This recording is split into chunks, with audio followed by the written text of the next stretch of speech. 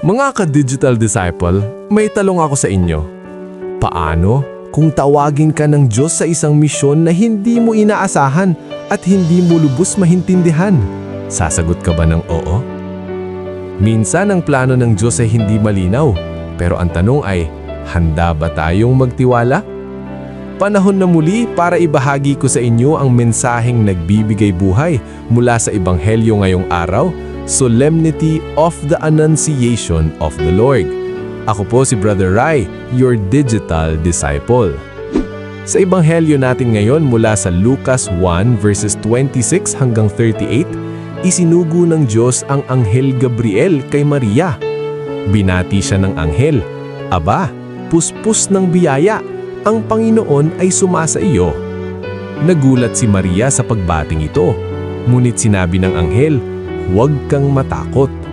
Ipinahayag sa kanya na siya ay maglilihi at manganganak ng isang anak na tatawaging Jesus, ang anak ng kataas-taasan. Nagtanong si Maria kung paano ito mangyayari dahil siya ay isang birhin. Ipinaliwanag ng anghel na ito ay mangyayari sa kapangyarihan ng Espiritu Santo. At dito natin narinig ang pinakamahalagang tugon ni Maria. Narito ang alipin ng Panginoon. Mangyari sa akin ang ayon sa iyong salita. Mga ka-digital disciple, sa pistahang ito makikita natin ang napakagandang halimbawa ng ganap na pagtitiwala sa Diyos.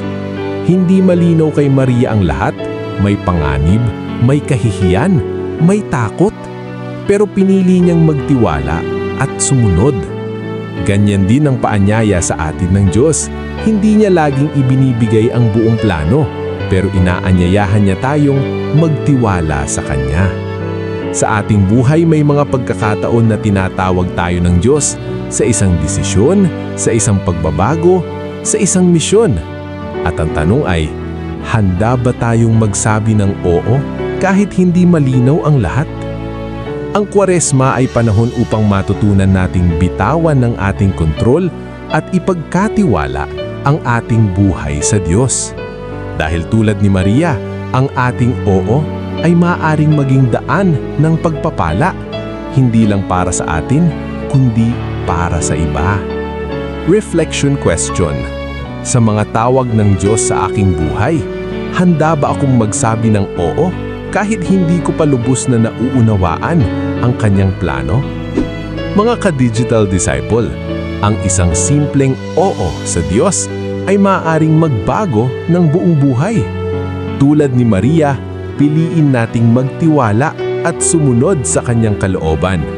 Dahil sa likod ng ating pagsunod, naroon ang kanyang biyaya at plano ng kaligtasan. Ako po si Brother Rai, online for Christ, offline with purpose.